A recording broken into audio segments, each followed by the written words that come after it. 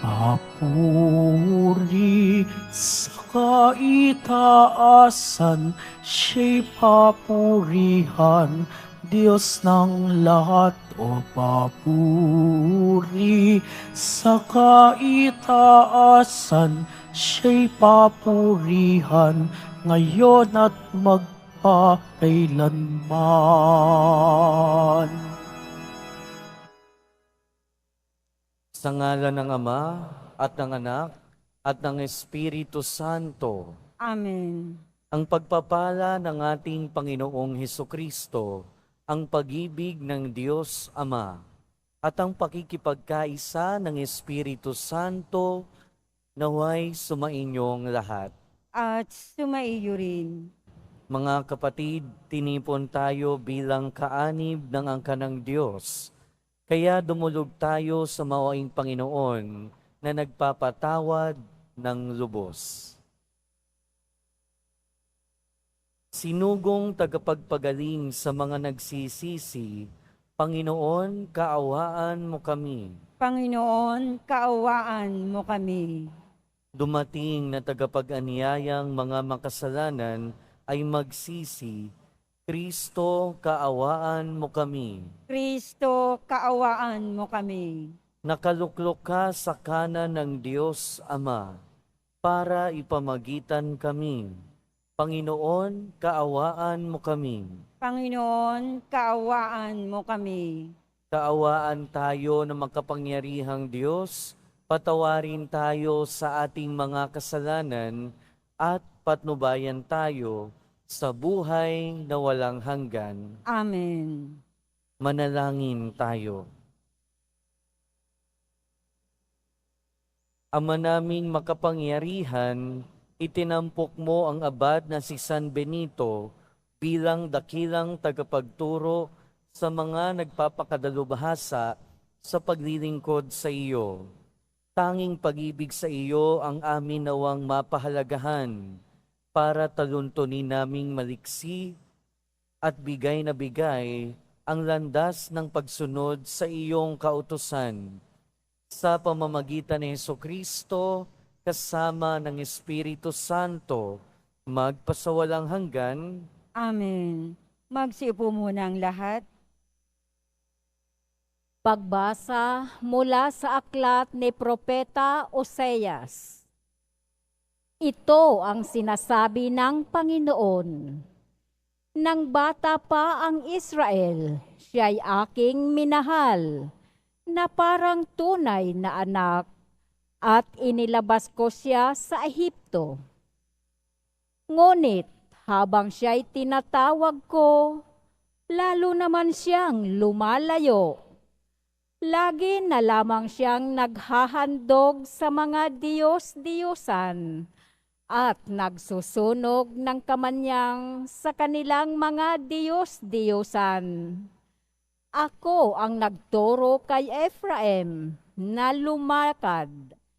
Kinalong ko siya, subalit hindi nila alam na ako ang nangangalaga sa kanila. Pinatnubayan ko sila ng buong pagmamalasakit at pagmamahal. Ang katulad ko'y isang nag-aalis ng busal sa kanilang bibig, at yumuko ako upang sila'y mapakain. Nagtatalo ang loob ko at nananaig sa aking puso ang malasakit at awa. Hindi ko ipadarama ang bigat ng aking puot. Hindi ko na muling sisirain ang Ephraim, sapagkat ako'y Diyos at hindi tao, ang banal na nasa kalagitnaan ninyo, at hindi ako naparito upang magwasak. Ang salita ng Diyos. Salamat sa Diyos. Poon, kami iyong iligtas at tanglawan ng iyong sinag. Poon, kami iyong iligtas at tanglawan ng iyong sinag. Pastol ng Israel, kami ay pakinggan. Mula sa trono mong may mga kirubin, kami ay tulungan. Sa taglay mong lakas, kami ay iligtas at tubusin sa hirap.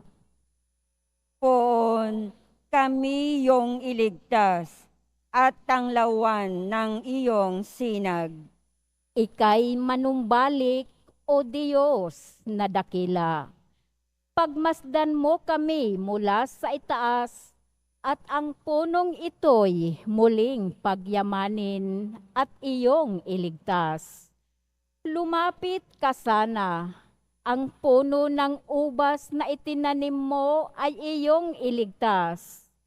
Yaong punong iyon na pinalagomot iyong pinalakas. Poon kami iyong iligtas at tanglawan ng iyong sinag.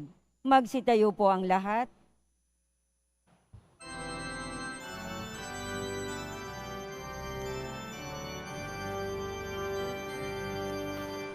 Hallelujah, Hallelujah,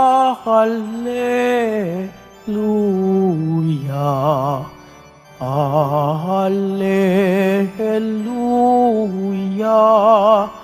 Hallelujah.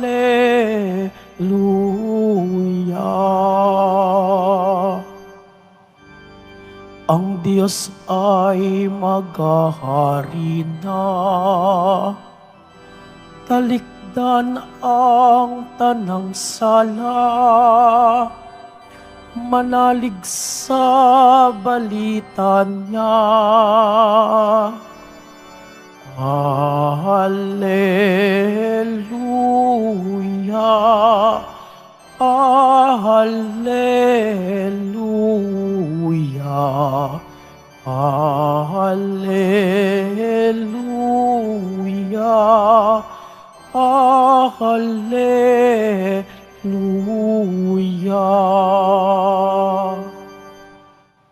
Sumainyo ang Panginoon. At sumaiyo rin. Ang mabuting balita ng Panginoon ayon kay San Mateo. Papuri sa iyo, Panginoon. Noong panahong iyon, sinabi ni Jesus sa kanyang mga apostol, "Humayo kayo at ipangaral ninyo na malapit na maghari ang Diyos. Pagalingin ninyo ang mga may sakit at buhayin ang mga patay. Pagalingin ninyo ang mga kitongin at palayasin ang mga demonyo. Yamang tumanggap kayo ng walang bayad, magbigay naman kayo ng walang bayad. Huwag kayong magdala ng salapi maging ginto, pilak o tanso sa inyong mga lukbutan. Huwag din kayong magdala ng supot sa inyong paglalakbay, ni bihisan, pampalit na paniyapak o tungkod, sapagkat ang manggagawa ay may karapatan sa kanyang ikabubuhay. At saan mang bayan o nayon kayo dumating, humanap kayo ng taong karapat-dapat, pakituluyan, at manatili kayo roon habang kayo'y nasa lugar na iyon.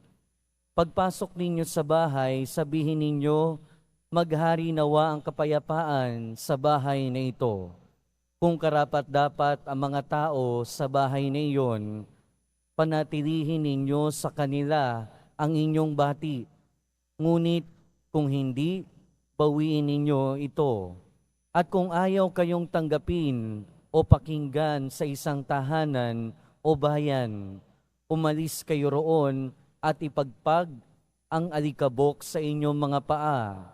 Sinasabi ko sa inyo na sa araw ng paghuhukom ay higit na mabigat ang ipaparusa sa mga tao sa bayang yaon kaysa dinanas ng mga taga-Sodoma at Gomora. Ang mabuting balita ng Panginoon. Pinupuri ka namin, Panginoong Heso Kristo. Magsiupo muna ang lahat. Welcome po sa Minor Basilica and National Shrine of Jesus Nazareno at magandang umaga po sa inyong lahat. Kung kayo yung tatanungin, kung ikaw ang tatanungin, gaano ba katigas ang ulo mo? Kung i-rate mo from 1 to 10, gaano katigas ang ulo mo? Well, kayo lang ang makakapagsabi niyan. And speaking of katigasan ng ulo, halos sa buong lumang tipan, paulit-ulit nating naririnig kung gaano katigas at kung gaano kapasaway ang bayan ng Israel. Magsisisi, ihingi ng tawad sa Diyos, patatawarin, pagpapalain. Pagkatapos, magkakasala na naman. And then, parurusahan, hihingi ng tawad, patatawarin, pagpapalain. Laging ganun yung cycle ng kanilang buhay. Pero, lagi din naman silang pinapatawad. Narinig natin ngayon sa ating unang pagbasa, ito na naman, katigasan na naman ang ulo ng bayan ng Israel, ang ating pinag-uusapan. At nagagalit na ang Panginoon.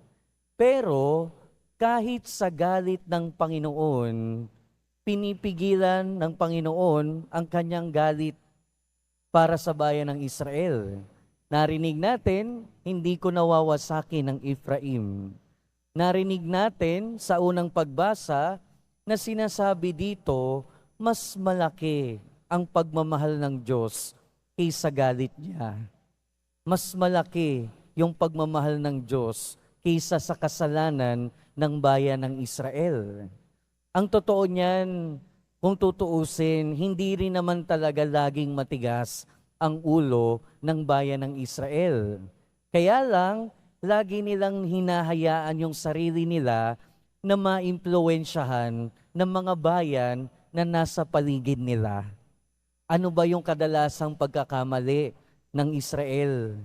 Ang kadalasan nilang pagkakamali, sumasamba sila sa Diyos-Diyosan. At bakit sila napapasamba sa mga Diyos-Diyosan? Dahil nakapaligid sa kanila ang mga pagano na madalas sumasamba sa mga Diyos-Diyosan.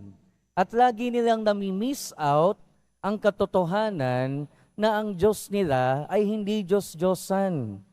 Pero dahil hindi nila nakikita at dahil hindi nila nararamdaman, nababaling yung kanilang atensyon. Ibig sabihin, hinahayaan nilang maimpluwensyahan sila ng kasamaan sa paligid nila. Pero ito yung hindi hinayaan na mangyari ni San Benito. At ngayong araw, pinagdiriwang natin ang kapistahan ni San Benito. Siguro kung familiar kayo sa mga Saint Benedict Medal at sa mga Benedictine Cross, malamang may idea kayo kung sino si Saint Benedict, si San Benito. Siya yung ginagamit ng mga exorcist na medalyon at saka yung Benedictine Cross. At kung meron kayo nakitang cross na merong medalya sa gitna, malamang Benedictine Cross yun. At si San Benito, galing siya sa pamilya na meron namang kaya. Nag-aaral siya, pero yung mga kasama niya, yung mga kaklase niya, yung mga kaibigan niya, yung mga pamumuhay nila ay nababalot ng imoralidad, ng mga kasalanan. At syempre, meron tayong tinatawag na peer pressure. At yung mga kaibigan niya, niyayaya siya. Inaanyaya siya na mamuhay din sa imoralidad. Pero hindi hinayaan ni San Benito na mangyari yon. Kaya ang ginawa niya, siya ay umalis sa kanyang bayan. Nagpakalayo-layo siya at naging ermitanyo. Pero hindi doon natapos yung paglalakbay ni San Benito. Dahil doon sa lugar na yon, may mga monghe at gusto siyang gawing abad. Gusto siyang gawing pinuno nila. Pero sa simula, okay sila. Kaya lang ang nangyari, hindi natin alam, pero isang araw na lang, nagalit sa kanya yung mga monghe at binalak siyang lasunin. Kaya lang, sa grasya ng Diyos, nakakaligtas siya. Kaya ang ginawa niya, umalis pa rin siya at tumira ng mag-isa until siya na mismo nagtayo ng mga monasteryo. At marami siyang mga monasteryo na na-develop. Marami siyang naging follower. And in fact, kahit magpahanggang ngayon, karamihan ng mga monasteryo, yung tinatawag na Benedictine rule and Benedictine discipline yung naging modelo. At isa pang kahanga-hanga sa ginawa ni San Benito ay sa pamamagitan niya, nagsimula yung mga tinatawag nating university. Si San Benito din, siya yung naging patron ng mga exorcist, ng mga pagpapalayas ng demonyo, dahil maraming yugto ng kanyang buhay, nakipaglaban siya sa demonyo. Pero lagi siyang ipinag-aadya ng Diyos. Sa atin ngayon, pagbasa sa ating ebanghelyo, narinig natin yung karugtong nung kahapon. Kahapon, narinig natin, tinawag ng ating Panginoon yung 12 apostol at sinugo niya. At ngayon, narito yung kadugtong ng kanilang misyon. At ano yung kanilang misyon? Pagalingin ng mga may sakit, palayasin ng mga demonyo. Ito rin, kung tutuusin, ito rin yung mga naging misyon ni San Benito. At tayo bilang mga Kristiyano, nakikibahagi din tayo sa mga misyon na to. Pero basically speaking, ano ba yung misyon natin bilang mga disipulo at mga apostol ng ating Panginoon? Unang-una, witnessing. Ang tinatawag nating witnessing o pagsaksi. In other words, o sa mas simpleng salita, yung ating pamumuhay bilang Kristiyano. Katulad nung panahon ni San Benito at panahon ng mga Israelita at panahon ng ating Panginoong Jesucristo, kung titingnan natin yung paligid natin, marami naman talagang bad influence. Maraming nangyayari na masama at madaling sundan. Maraming nangyayari sa paligid natin na hindi maganda pero nauuso. At ang tendency sa atin ay sumama na lang. Total, lahat naman ginagawa yan. Sige, okay lang. Total, marami naman nagsasama na hindi kasal na nakikiapid. Sige, gawin na lang din natin. Total, marami naman dyan nagsusugal, gumagawa ng hindi maganda, nanlalamang sa kapwa. Sige, gawin na lang din natin. Pero anong ibig sabihin ng pagsaksi? Ang ibig sabihin ng witnessing na kahit nasa gitna ng maraming kasalanan sa paligid natin, na kahit na nasa gitna tayo ng kasamaan, tinatawagan pa rin tayo na manatili sa pamumuhay bilang Kristiyano. Manatili sa pamumuhay bilang Kristiyano. At ito yung pagsaksi. At ito yung pagganap sa misyon natin. Dahil ang misyon naman natin, kung hindi man tayo magpagaling ng ating kapwa, kung di man tayo magpahayag ng mabuting balita, kung di man tayo magpalayas ng mga demonyo, sa ating pamumuhay bilang Kristiyano, nagaganap natin ang ating misyon. At ano yung misyon natin bilang Kristiyano? Na mamuhay katulad ng ating Panginoong Hesukristo. Mamuhay ng malinis. Mamuhay sa abot ng ating makakaya sa lahat ng ating ginagawa nang hindi nagkakasala. Na kahit na yung iba ginagawa mali, tayo mamuhay pa rin ng tama. Na kahit na yung iba nagsisinungaling, tayo mabuhay pa rin sa katotohanan. Na kahit na halos lahat sa paligid natin gumagawa ng masama, manatili pa rin tayo sa mabuti. Yun ang pagiging saksi. Yun ang pagiging Kristiyano. Yun ang pagiging alagad ng ating Panginoon. At isa sa mga misyon na ginawa ni San Benito at ng mga apostol ay ang magpalayas ng mga demonyo. Siyempre tayo bilang mga simpleng tao, wala naman tayong kapangyarihan na magpalayas ng mga demonyo sa mga inaalihan ng mga demonyo.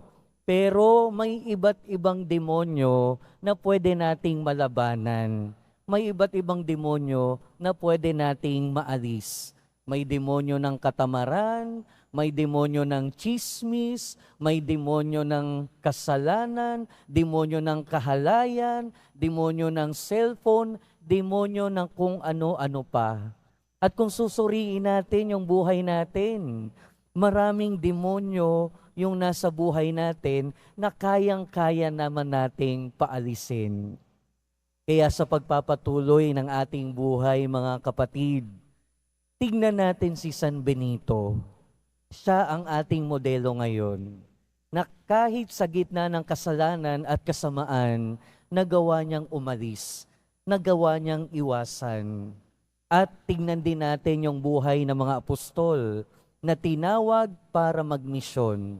At hindi lang sila yung mga apostol at alagad ng ating Panginoon, dahil tayong lahat bilang Kristiyano ay patuloy na tinatawag hindi lang maging mga disipulo, kundi maging mga apostol ng ating Panginoon. At katulad nila, tinatawagan tayo para maging saksi, para mamuhay bilang mabuting Kristiyano. At katulad nila, tinatawagan din tayo na paalisin, palayasin yung mga demonyo sa buhay natin. Amen. Magsitayo po ang lahat.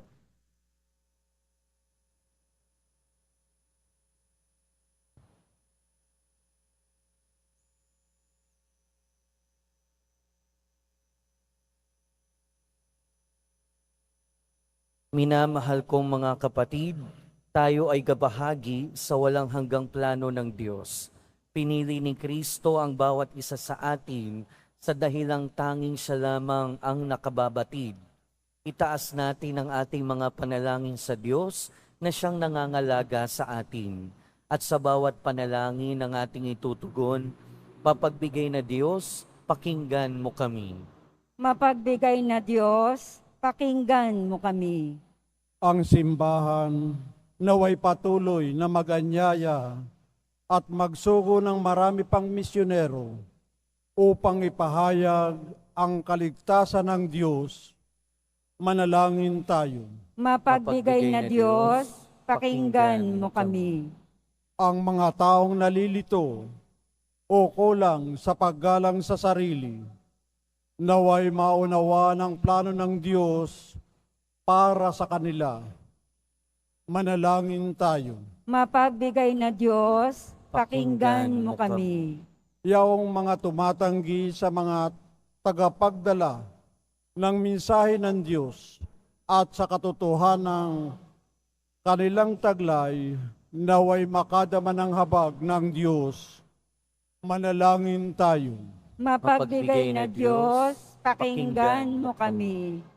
Yaong may malubhang karamdaman, naway tanggapin ng bukas loob ang sakramento ng pagpapagaling at pakikipagkasundo. Manalangin tayo. Mapagbigay na Diyos, pakinggan mo kami. Ang mga tapat na namayapa, naway makapiling ni Kristo sa huling hantungan ng kaluwalhatian ng kanyang paghahari. Manalangin tayo. Mapagbigay na Diyos, pakinggan mo kami. Ama ng aming Panginoong Hesukristo, inampun mo kami bilang iyong mga anak. Tulungan mo kaming pahalagahan ang maraming biyayang ito habang itinataas namin sa iyo ang aming panalangin sa pamamagitan ni Kristo na aming Panginoon. Amen.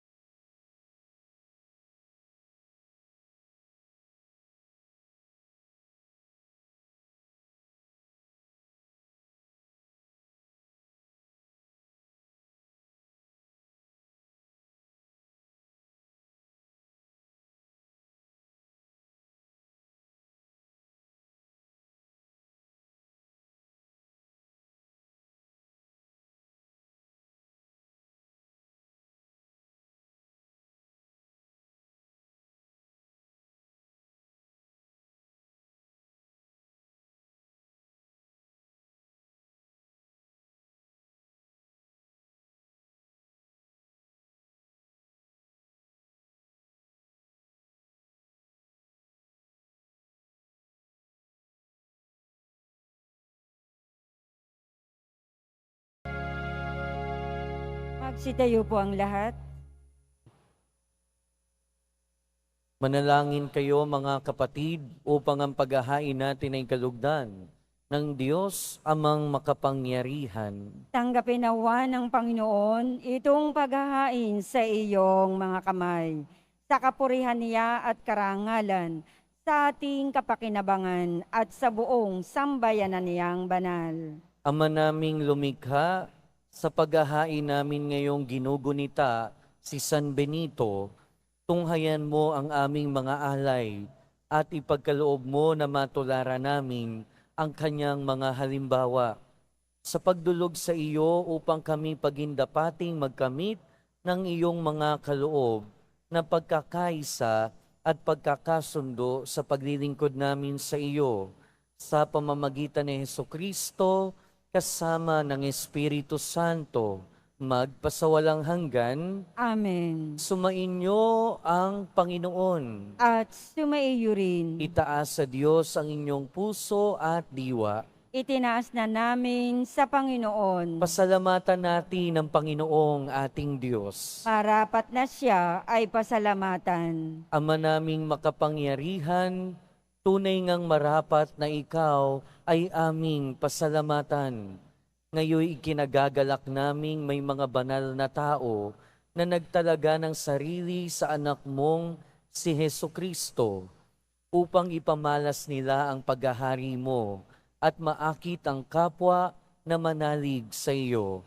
Ngayon sa aming ibinibigay ng iyong anak na minamahal ang kabanalang iyong taglay at hangad mong kamtin ng tanan. Ito ang pinanggagalingang aming ngayong nililingon. Dito mo rin nais na kami makarating at humantong. Kaya kaisa ng mga anghel na nagsisiawit ng papuri sa iyo nang walang humpay sa kalangitan, kami nagbubunyi sa iyong kadakilaan. Santo, Santo, Santo, Panginoong Diyos ng mga hukbo, napupuno ang langit at lupa ng kadakilaan mo. O sana sa kaitaasan, pinagpala ang naparirito sa ngalan ng Panginoon. O sana sa kaitaasan, magsulod po ang lahat. Ama naming banal, ikaw ang bukal ng tanang kabanalan. Kaya't sa pamamagitan ng iyong Espiritu, gawin mong banal ang kaloob na ito upang para sa aming maging katawan at dugo ng aming Panginoong Hesukristo. Bago niya pinagtiis ang kusang loob na maging handog, hinawakan niya ang tinapay, pinasalamatan kanya, pinaghati-hati niya iyon, iniabot sa kanyang mga alagad at sinabi, "Tanggapin ninyong lahat ito at kanin. Ito ang aking katawan na ihahandog para sa inyo."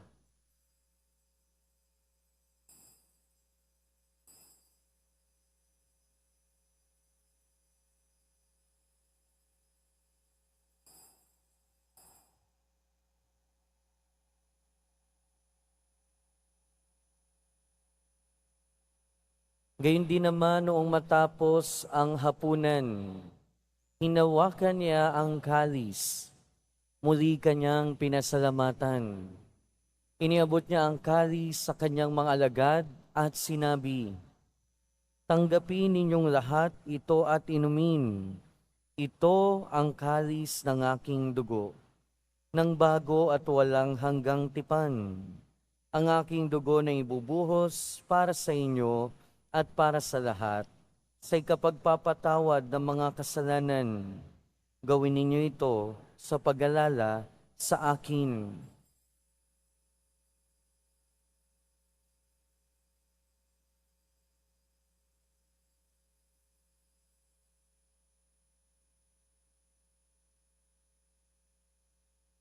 Magsitayo po ang lahat. Ipagbunyi natin ang misteryo ng pananampalataya. Si Kristo'y namatay, si Kristo'y nabuhay, si Kristo'y babalik sa wakas ng panahon. Ama, Ginagawa namin ngayon ang pag-alala sa pagkamatay at muling pagkabuhay ng iyong anak.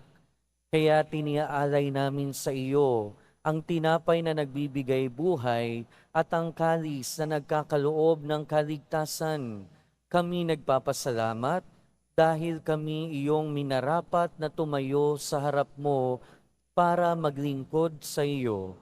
Isinasamo namin kaming magsasalo-salo sa katawan at dugo ni Kristo ay mabuklod sa pagkakaisa sa pamamagitan ng Espiritu Santo. Ama, lingapin mo ang iyong simbahang laganap sa buong daigdig. Puspusin mo kami sa pag-ibig kay San Francisco na aming Santo Papa at ni Jose na aming Obispo at ng Tanang Kaparian. Alalahanin mo rin ang mga kapatid naming nahimlay. Nang may pag-asang sila'y muling mabubuhay, gayon din ang lahat ng mga pumanaw. Kaawaan mo sila at patuloyin sa iyong kaliwanagan. Kaawaan mo at pagindapating kaming lahat na makasalo sa iyong buhay na walang wakas. Kaysa ng mahal na Birheng Maria na Ina ng Diyos, ng kabiyak ng puso niya si San Jose, kaysa ng mga apostol, ni San Juan Bautista at ng lahat ng mga banal na namuhay dito sa daigdig ng kalugod-lugod sa iyo. Maipagdiwang nawa namin ang pagpupuri sa ikararangal mo sa pamamagitan ng iyong anak na aming Panginoong Hesukristo.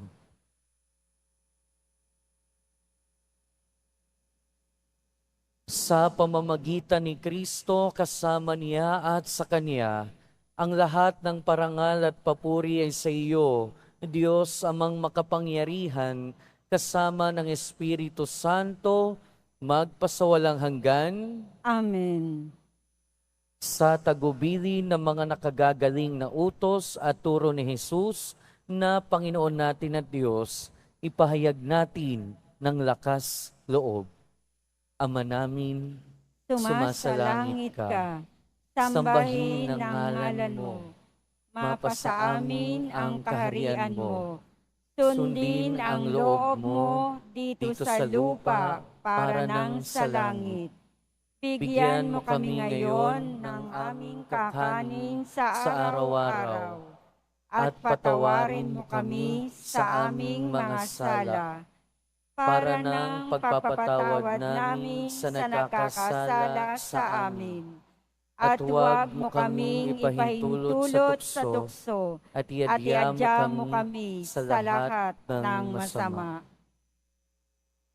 Hinihiling namin kami adya sa lahat ng masama, pagkalooban ng kapayapaan na araw-araw, iligtas sa kasalanan at ilayo sa lahat ng kapahamakan, samantalang aming pinananabikan ang dakilang araw ng pagpapahayag ng tagapagligtas naming si Hesukristo. Sapagat iyo ang kaharian, at ang kapangyarihan, at ang kapurihan, magpakailanman. Amen. Panginoong Hesukristo, sinabi mo sa iyong mga apostol, kapayapaan ang iniiwan ko sa inyo, ang aking kapayapaan ang ibinibigay ko sa inyo. Tunghayan mo ang aming pananampalataya at huwag ang aming pagkakasala. Pagkalooban mo kami ng kapayapaan at pagkakaisa ayon sa iyong kalooban. Kasama ng Espiritu Santo, magpasawalang hanggan. Amen. Ang kapayapaan ng Panginoon ay laging sumainyo. At sumaiyo rin. Magbigayan kayo ng kapayapaan sa isa't isa. Peace be with you po.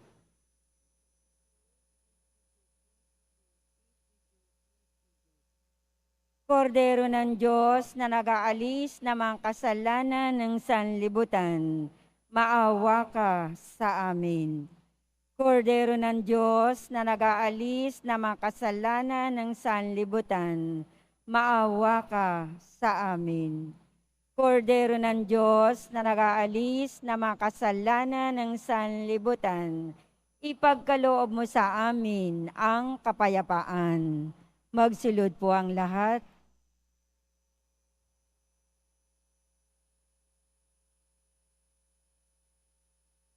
Ito ang kordero ng Diyos. Ito ang nag-aalis ng kasalanan ng sanlibutan. Mapalad ang mga inaanyayahan sa kanyang piging. Panginoon, hindi ako karapat-dapat na magpatuloy sa iyo, ngunit sa isang salita mo lamang ay gagaling na ako.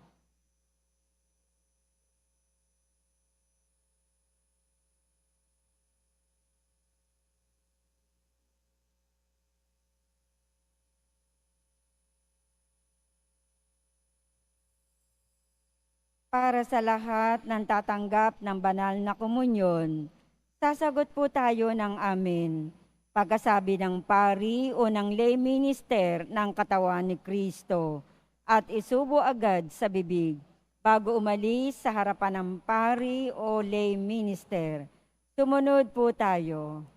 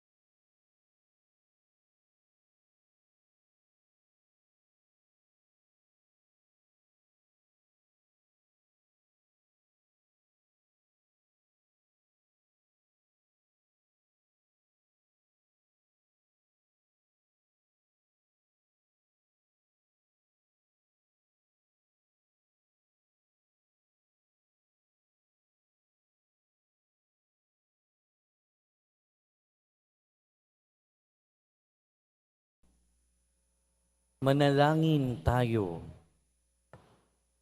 Ama naming mapagmahal, ngayong aming napagsaluhan ang haing nagbibigay buhay, aming hinihiling na maganap namin ang itinuturo ni San Benito para sa matapat na paglilingkod sa iyong gawain at sa pagmamahalan sa isa't isa bilang magkakapatid sa pamamagitan ng Jesucristo kasama ng Espiritu Santo, magpasawalang hanggan. Amen.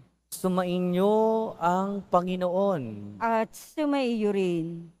Mahal na poong Jesus Nazareno, inihayag mo sa pamamagitan ng krus ang walang maliw na pag-ibig ng Diyos sa sangkatauhan.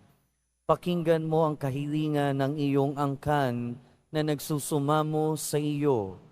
Makamtanawa nila ang iyong katugunan at tanggapin ang kasagutan na may utang na loob na tinatanaw.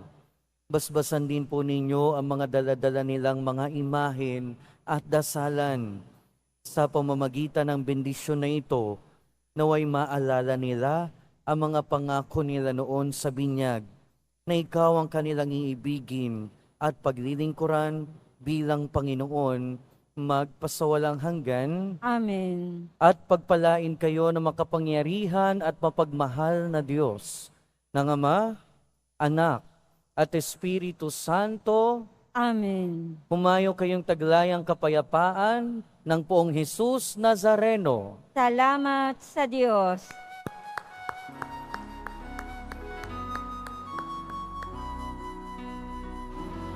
Nuestro Padre Jesus Nazareno, sinasamba ka namin.